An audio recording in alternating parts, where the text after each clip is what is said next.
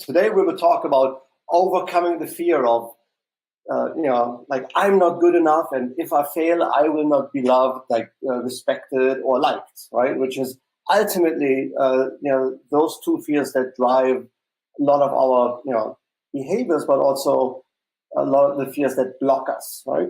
And the question that I want to kick off today with is from Justine. And Justine, she attended some of my previous webinars, and here's the question that she had. She said, what do you do about a coworker or coworkers who are stuck in a reactive mode? Is there a way to encourage them to take more initiative? And that is a difficult question. I'm not sure if I can answer that in one or two sentences, but here's the background. I learned that the hard way a long time ago when I was in intensive tactics. So part of my work is, you see that here on the screen, you see on the left, I trained agents and hostage rescue teams at the FBI in Quantico, Virginia. And at one point in my career, I decided I needed to give back and I needed to teach better women how to defend themselves, right? Because at the time, naively, I thought I'd just show them how to beat back and punch back, and they're going to be safe. But that never happened. And so there was one woman that in my class, and she was like one of those women that as a man you would want to hold on to, right? So very intelligent, funny, head on her shoulder, feet on the ground, extremely good looking, personable, and so on. But she came to my class a few times with like a black eye. And at one point I asked her, I said, you're this great person, that wonderful woman. You must be able to get love without the beatings, right? And she said, yes, where? So, and I was wondering, so why doesn't she just leave? Right? Why is she not taking action? Why is she in a reactive mode, if you want to, and not proactive? And what I've learned is that as we talked about it, she said, when I leave, I would go through a lot of long sustained period of reorganizing my life. Like, will it work? Will I actually find love in a year or 2 years from now that is better than what I have right now, right? Or will I be worse, right? So will it work? And at that time, of course, she didn't know. I wasn't able to tell her, yes, it will work. Today, my coaching techniques are a little bit better. At the time, I didn't. There was nothing I could say, right? So what I've been asking her actually is to make a decision that will not produce results right away, and without the promise that it's going to work. The second, when we talked about it, she said, and by the way, I wouldn't know, how to have a casual date with a guy over a cup of coffee at Starbucks. So what she essentially said to me is like, I don't have the competence anymore to date. I don't know what to do, right? So that's one. Then she also realized that, I need to have new skills, right? I need to learn how to finance myself, to find a new job, rent my new own apartment, and communicate, reach out, go to networking and events and so on, right? I don't know, will I be able to learn those new skills? And by the way, will I like them, And what happens if I fail, right? So what will everybody else think or say, right? So she looked at me and said, my mom, my father beat my mom and she stuck around, right? So there was also that feeling of loyalty, that if I do this, I'm basically going to be disloyal to my mother, right? Who stuck around, because I'm going to tell her, it's what you did, mom, sticking around wasn't the right thing to do, right? And if I do all of that and I fail, what will everybody else think or say? So it comes back to that very, very basic, those two fears, right? I may not be good enough, and if I'm not good, and if I fail, I will not be loved, liked, or respected. And so how is that different from, so it opened my eyes, right? It really opened my eyes. And I thought about, you know what, it's not about just one technical skills. It's not about just a solution. It's much deeper than that. And ever since then, I've developed my skills and my knowledge on coaching and human behavior and so on. So, and here's what I learned. And one is, like, we have two fears that hold us back, right? One is, again, if we fail, we won't be enough, and if we won't be loved or respected or liked. And if you, as a manager, for example, in the office, the same principles apply because they're so deeply ingrained in us, right? So the same principles apply.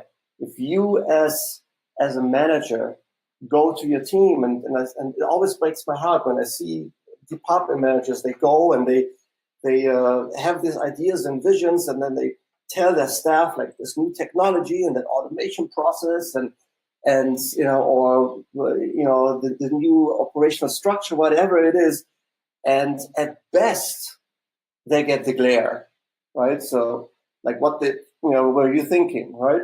So if you ever got the glare here, just let me know about that, right? Because every manager that I know, everybody wants to induce change, has gotten the glare. You know what I'm talking about if you've been there, tried to change your teams and work with your teams.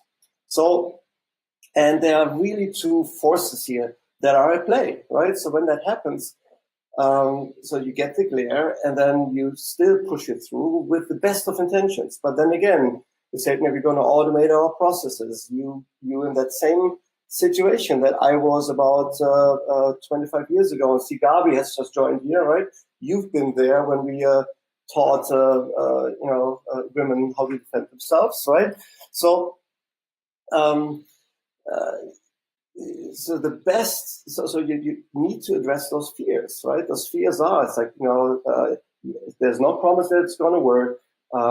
I have not the competence. By the way, I forgot about to mention that what I do know doesn't count anymore, right? So for this girl at the time, she told me, like, and I could see the twinkle in her eyes, like, you know what? Most of the time, I know how to. I see when he's coming back, he's a bad mood. I know how to move around him and prevent attacks, right? And she was really proud of that skill that you shouldn't have had in the first place. And again, how is that different from the workplace? When you want to automate, your processes are different, or you envision them differently. You cannot even say prove that it's going to work, right? But you tell your team, you know what? You need to learn skills. By the way, your existing skills, we don't need them anymore. And, I don't know if you're going to succeed. And by the way, when you automate, and automation is a great topic right now, right? When we automate, I'm not sure if you're going to keep your job, right? Of course, like all managers, they do that with the best of intentions, and they're sincere about, keeping those jobs. But the reality is that it's a high probability that you won't have your job, right, after automation. So the best you can get is the glare. But then as you implement, these are the two forces that are at play, right? So we have like two forces that drive us. So one is the desire to gain, to avoid pain. The other one, the desire to gain pleasure, right? So, and as you go through that, your staff members, they deal with like two different kinds of emotion. You have the passive emotion, which is like they may be annoyed at first, right? They may be depressed, they may be disappointed that you haven't included them, or you didn't make the decision that they would want you to make, and maybe they are anxious about what's going to happen. Some are self-pity. It's like, been here for 10 years, every time there's a new change, right? So that makes your team, then yourself, if you're in that position, less powerful, right? You feel like that victim. And then at one point, you snap out of that. Most people that are depressed at that point, they snap out of it. There's some trigger that's like in one moment they snap out, and then they go into active emotion, right? So they take action, and they're aggressive. So as a manager, they will attack you, right? Or they go to this meeting with like determination, said, I'm going to show them how to do this differently and better. Or they're very angry, or they display that open display of disgust, right? But it makes you more powerful. Only to see that, after a while it doesn't work, and then you fall back into like, annoyance, depression, disappointment, anxiety, self-pity, whatever it is. And then you go through what is called the crazy eight, right? You hate your boss, you're annoyed, you're depressed that you're not going back, that you're not going in the right direction. Then you determine to take action, and you go forward, and then you fail, and you go back to passive emotion. So I had one client, for example, who said project manager, right? So she said, what, I am, I'm behind with my work all the time, and I know that I'm behind, right? But I'm really depressed. She had like some personal issues going on that distracted her from work, and so the work piled up to a certain point where she knew that if I don't take action now, right, if I don't work off my backlog of projects and respond to my clients and get things move forward, I will get fired, right? So that was the trigger of fear, basically, right? So that was the need to avoid pain, right? So I don't want more pain. I don't want to, on top of all of that, I don't want to be unemployed either as well, right? So she knew that she needed to take action. So she went back to work with determination and worked as hard as she could. Unfortunately, at that time, her backlog was so big that she got caught, right? She got caught, right? And got caught, got caught out by the clients, by her boss, and of course that made her fall into depression right away, right? Fall into depression right away, and stay there for a while, backlog again until she got worried about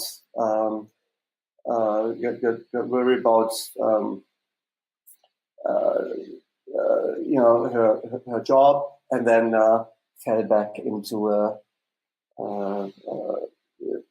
again. So, and then took action, and again got caught, and so she like going back and forth. I'm sorry, here I have a few people that for some reason cannot join, and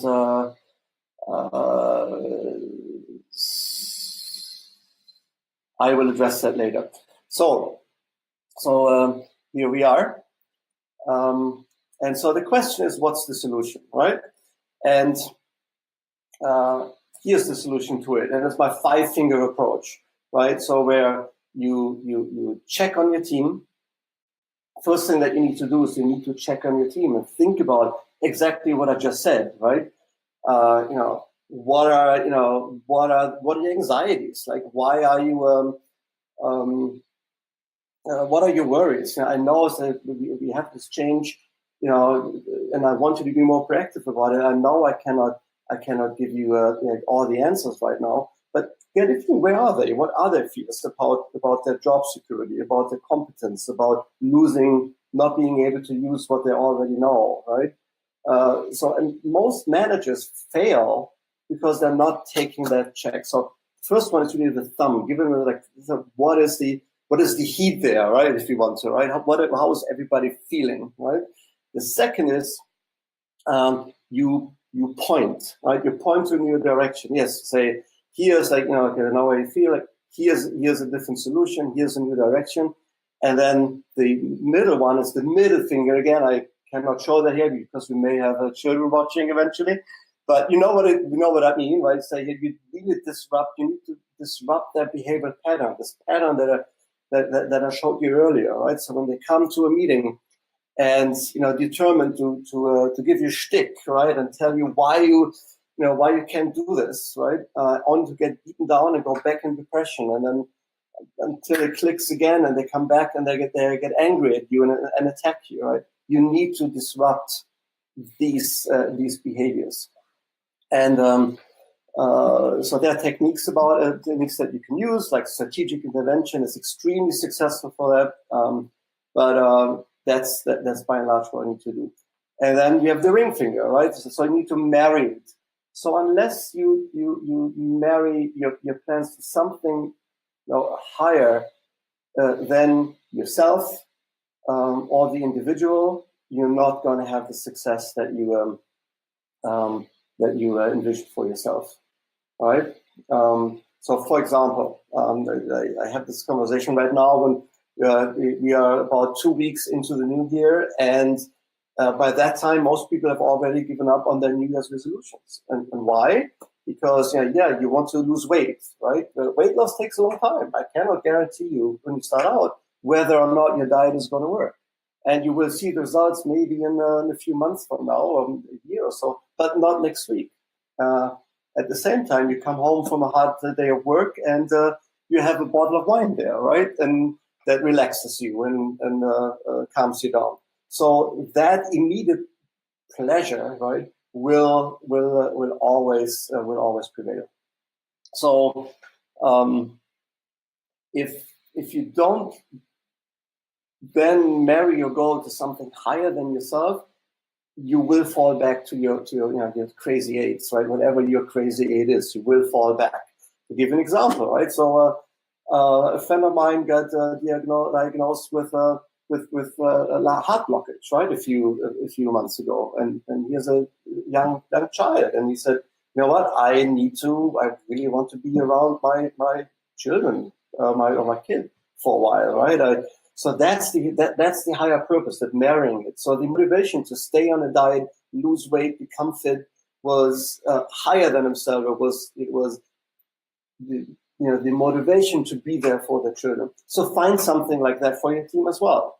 If you don't find that, and you cannot marry the plans and the changes that you want to make within your teams, they will not stick with it. It's just human behavior, right? Natural human behavior. It's true for you personally. It's true for you as a manager, too, in the teams. And then finally, make a small change. And it's the ring finger, right? The small finger, or pinky finger. Make a small change. Small changes are super important, especially when you have a long project that you want to implement, right? Because it builds your credibility. It shows, yes, that person, that man or woman can perform. And he or she has promised something and has delivered on it. Right? That's huge. So that's number one. Number two is, ultimately, as you lead your team and yourself through these periods of change, right? You want to become better at judgment, right? And when you think about it, it's really crazy. And I've learned that from Tony Robbins, but it's really true.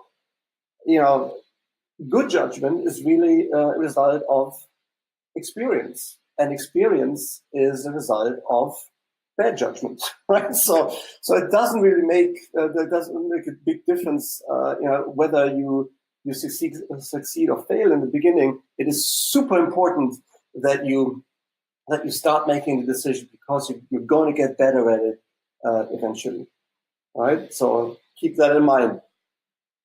Good judgment is a result of experience, and experience is a result of a lot of bad judgment.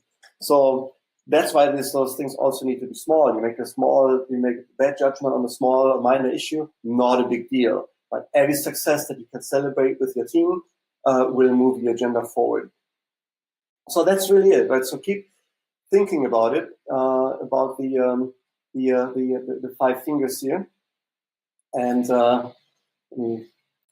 so I take here the thumbs. How is the team feeling, right? What's the temperature there, right? What are they worried about?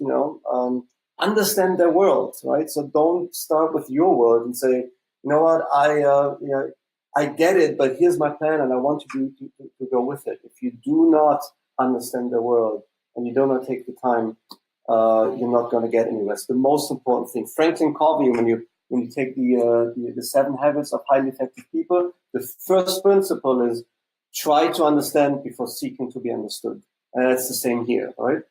We can talk about the 6 basic human needs there as well, but we don't have time here, and that's part of my coaching. And if you go to any of my workshops, you will learn about that, and maybe in some other of the future coaching events, I'm going more into detail. But really understand your team first. Point into a different direction, right? Point them into they, especially in times of change, they want direction. And we see that whenever there's a crisis, an accident, a catastrophe somewhere, everybody looks at the leader for direction, and that's what you need to do. Show them a different way, right? You may actually be in the trench with them and show them also, right? So point at something else. Third, disrupt the destructive behavior, right? So the pattern, the crazy figure eight, right? Just break it whenever you can. And I, like in my workshops, when you come, at one point, I had a woman who was very unhappy with her husband, not for issues with aggression, but just relationship issues. And every time she talked about her husband, like very negative, I just splashed water into her, like right. And so like first she my husband is. She got very, very angry about it. She splashed water on her, and she's like, ugh. And then eventually, it's like I did it.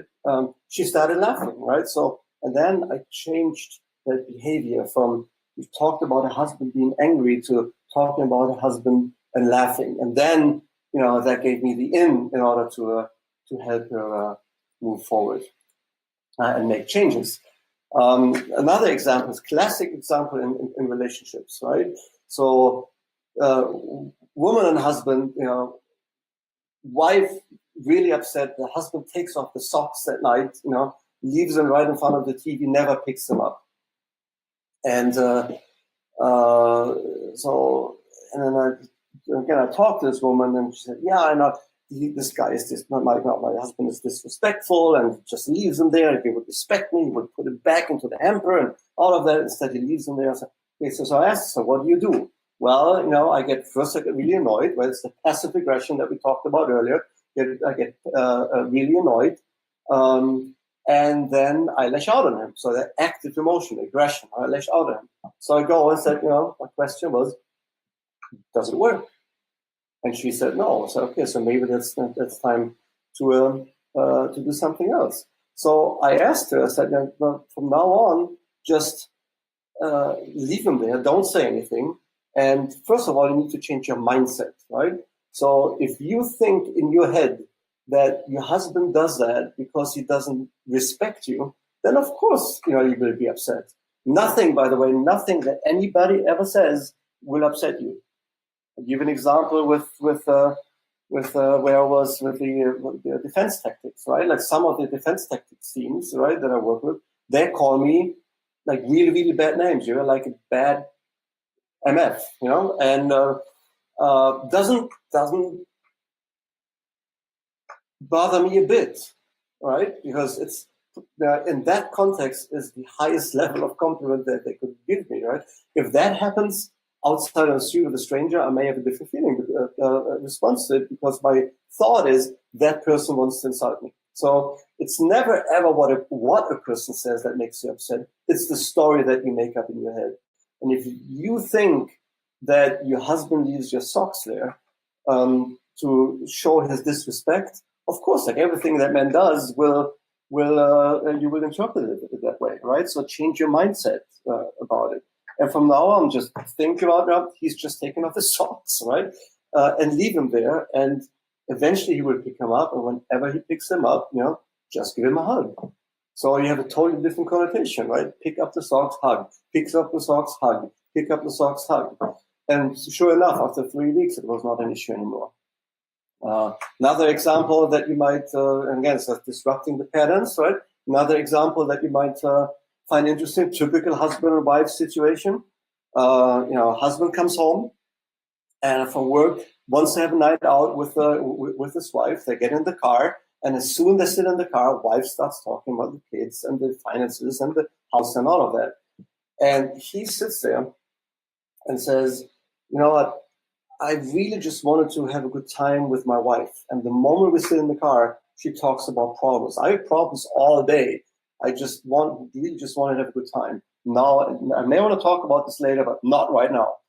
And so, of course, the date is going bad, right? So I asked him, so what do you do? Same thing. First, I'm getting annoyed, passive emotion, right? First, I'm getting annoyed.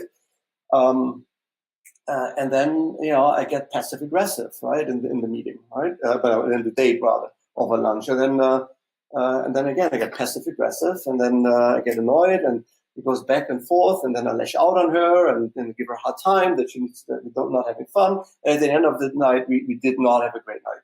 So what I asked him, I said, okay, change it, right? From now on, whenever you go out, your wife talks about problems, take off a piece of clothes.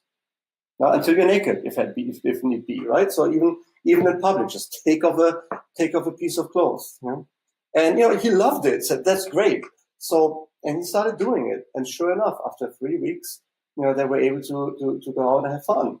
And so instead of being passive aggressive and then actively aggressive about it, right? They made it fun, and it was visual. It was they laughed about it. The wife quickly she got clues and so on that now it's not a good time in a fun way, right? So there are ways that strategic intervention teaches us, also for teams, right? You don't want your team to address themselves, right?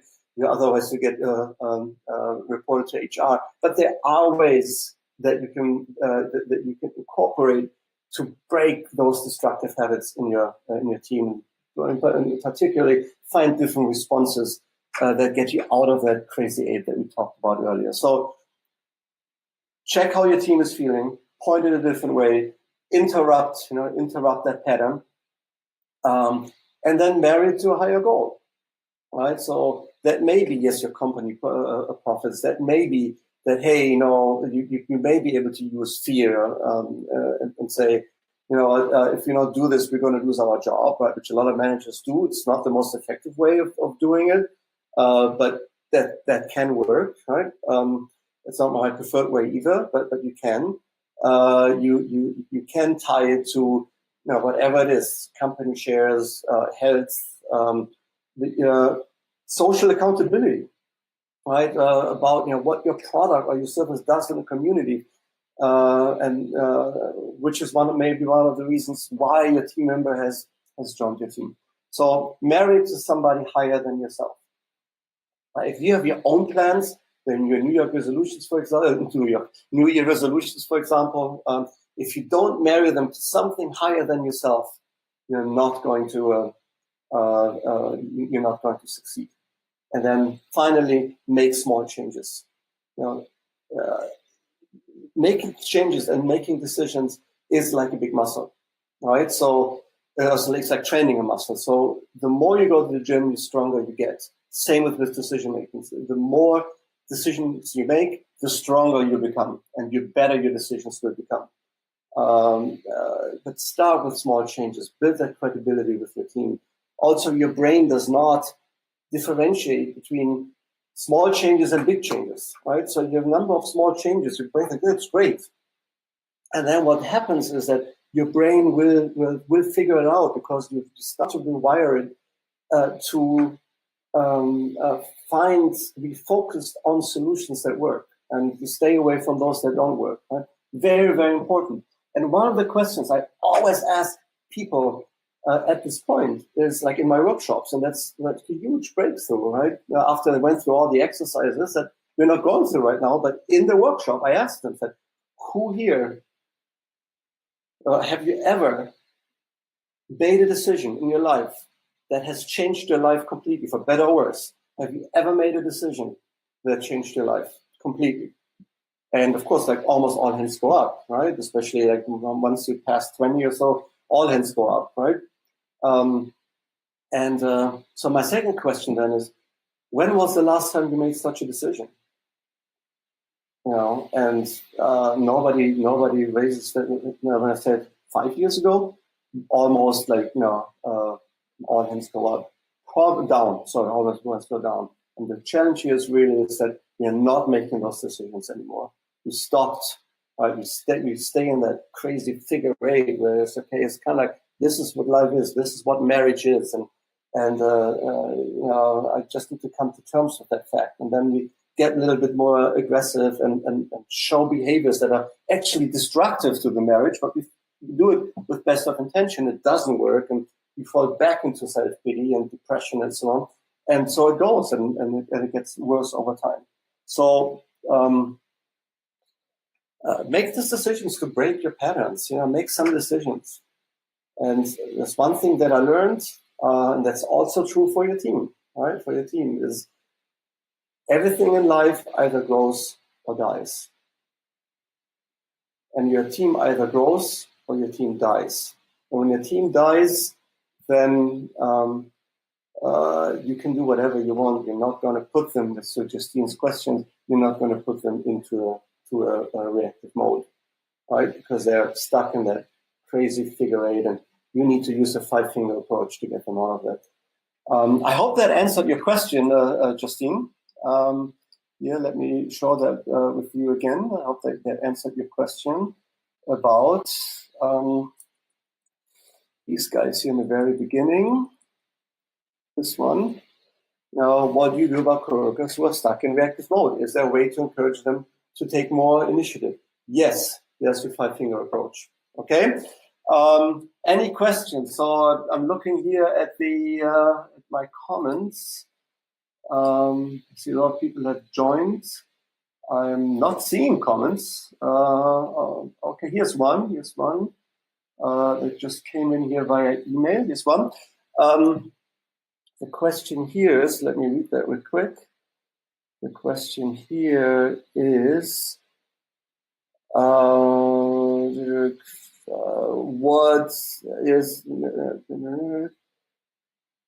what do I do with people that have a bad attitude?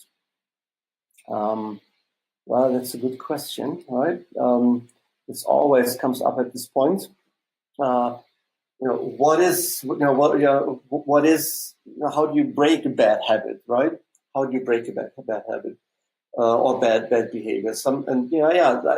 I usually say that 5% of the vast majority of people are great people, and they really want change in a way that is good for the group and for the company, right?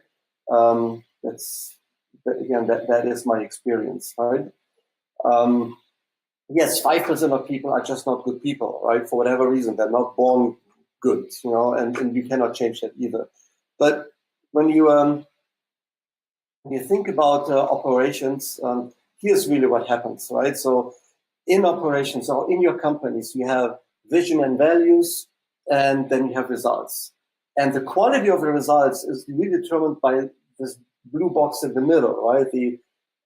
That's your operations. And in operations, if you're an operations manager, a business owner, a CEO, whatever, you're dealing with 4 different areas all at any given time.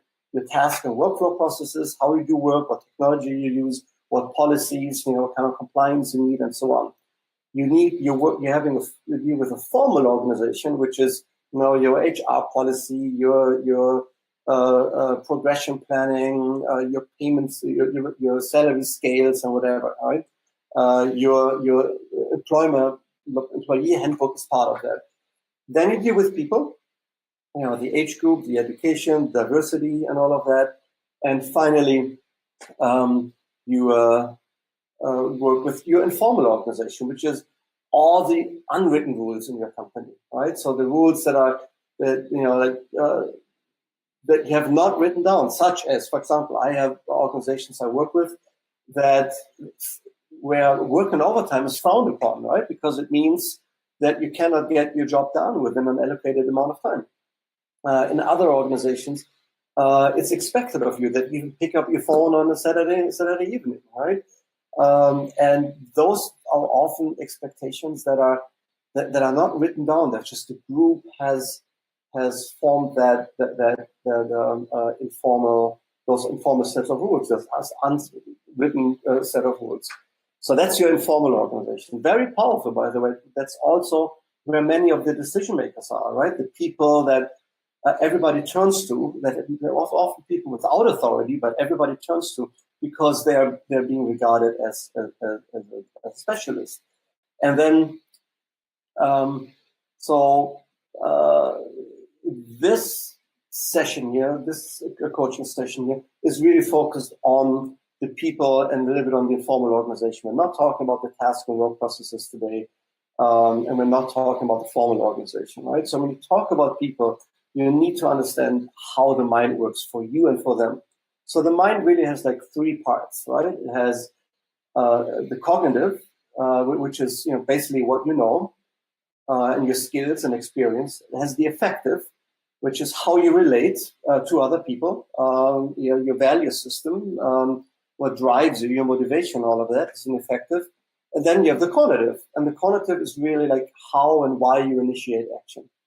And by the way, if you go to my workshops, you'll see that this is even a cross-section of your brain, right? That would be the neocortex, the limbic system, the primal system. So there's an explanation for all of that in biology, and I don't have time today to go through that. But this is how your mind works, right? So it has three parts: what you know, how you relate, and how and why you initiate. And when it comes to how you initiate, this is really like ingrained in you. So we can talk to any parent out there, or if you are a parent, you will know that your child, your first child, at one point very early in their life, looked at your child and said, you know what, this baby, this child infant has a character of its own. It's not me nor the other parent. It has a character of its own, right? So, we don't know why that is, and I leave that to your belief. I'm not here to tell anybody what you need to believe. It may be a God-given soul. Maybe it's a soul that travels through time. Maybe it's just chemistry and DNA and all of that. Again, I'm not here to tell anybody what they need to believe. I leave that up to you. But what we do know that it happens, right? And so Kathy Kolbe, she described how you naturally take action in terms of 4 action modes and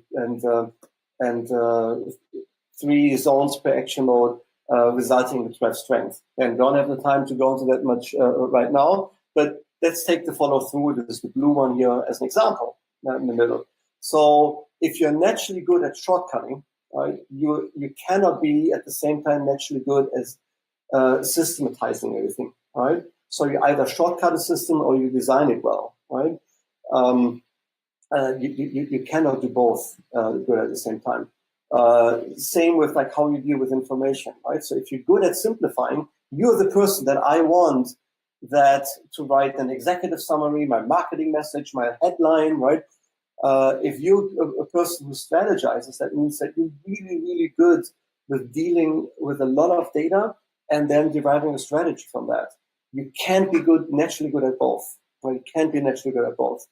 And I have a client who said, I need to give a presentation, executive presentation to my CEO, and he wants it down to 3 slides, and I've narrowed it down to 50, and I don't know what to edit out anymore, right?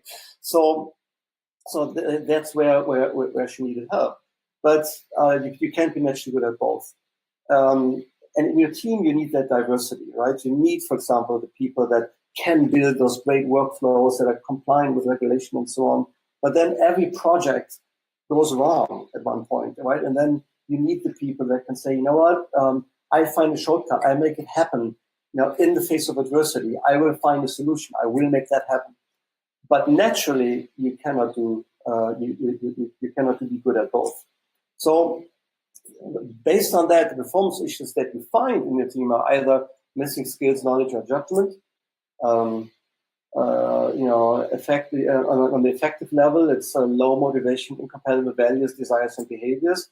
And on the cognitive is misplaced efforts that cause fatigue without results, right? Again, if you need a shortcut and you're good at developing complex systems, will you be able to do it? Yes. Will you be able to do it as well? No. Will it take you longer? Yes. So it's not the best. So that can drain the team out as well. So part of your job as a manager to build those teams and to facilitate change and make them more reactive rather than make them proactive rather than reactive, is to put them in places where they can actually use their natural talents. And I'm doing the same with salespeople, right? You can learn the best sales strategy when your client pushes you against the wall, right, and puts you in a lot of pressure. You're not going to think, it's like, okay, now I'm in phase C of the project, of the negotiation, and therefore what I need to say now is this, because that's not how the brain and the physiology works. It's the same issue that I have with all those other personality metric systems out there, right? So take Myers-Briggs, which I think in all of these are great, where they help you to understand yourself and so on. But I've never seen anyone in a meeting who said, you know what, I am INTJ and I'm dealing with an ENTF, and therefore I need to change my approach in communication, especially when the debate gets heated. Just doesn't happen, right? What does happen is that with people under pressure, that they respond and work according to their instincts, right? And so that's why you want to work. Why you want to work on the cognitive, because when things go really, really bad in your company or in your team, and in the times of change that will happen, people will follow their instincts, right? So what that means is, then cognitive can be learned, right? So if you don't know anything, if you don't know the new process or the new software or the new technology that I would like to introduce into my operations, I can teach you how to do that. Very easy. It's training. Effective is conditioned, right? And that as a team lead, our manager, or see, you need to coach, right? Because you need to recondition your people. And what that means is, I give an example. Like, if you is there anybody here likes coffee, right? Likes coffee, for example, or whiskey or wine, right? Or olives. I always ask you, it's like, you love it, right? So you tell me you need your coffee in the morning, you need your glass of whiskey at night before you go to bed, whatever it is, right? So I ask them, so the first time you had that wine or that coffee or that glass of whiskey, did you like it? And in most cases, no, I hated it, right? It was bad. The first time I had a smoke, like my body went like, wow, it definitely wasn't like, wow, that's the stuff. It was like, oh, what's happening to my body, right? So why then are you smoking and drinking coffee or wine or whatever, right? Because you condition yourself to like it. And you condition yourself to like it because you wanted to either avoid pain or gain pleasure, meaning you wanted to avoid the pain. Maybe smoking is a good example, right? So you wanted to avoid the pain of being the oddball in your group of teenagers who doesn't smoke, right? And at the same time, you wanted to be have all the fun and be cool out there and smoke a cigarette on the street and look cool, right? And make you feel better. That's why you condition yourself to smoke or to drink or whatever, right? So, but you condition yourself. And all the behaviors that you see in your team, all the destructive behaviors that you have yourself, you can uncondition it. You just need to make that decision. Remember that small, you need to make that decision. Just wake up in the morning, for example, and take a brisk 30 minutes walk around the house, right? No matter what, rain or shine. And then see if you still crave a cigarette and a cup of coffee, right? By the way, smokers here on the call, learn how to breathe. Do yoga, right? Do yoga. Learn how to breathe. Because when you think about it, the only time that smokers really breathe is when they smoke. Right? Just learn how to breathe without a cigarette, like out there in nature, right? And see what it does to your body. So you can condition yourself. It doesn't take much, right? And then the cognitive. And the cognitive is implanted, as we said, comes with birth. It's not going to change over your lifetime. And the only thing that we can use there to address that is to use the Kolbe methodology, right? And understand your strength. Put yourself into a position where you can always, like 80% of the time, use your strength rather than working against it. And I see when I work with teams, especially with executives and management teams, what I see is that they spend 80% of their time on tasks where they don't have the talent for, they don't like it, and they don't even have all of the knowledge that they need to apply. And then what's the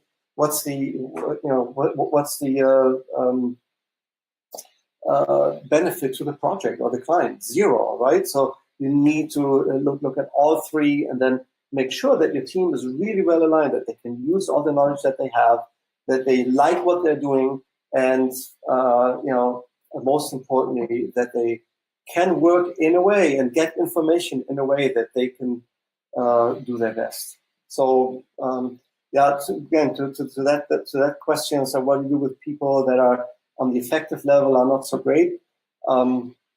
Again, it's a matter of conditioning, breaking those habits, and also not stressing them out, right?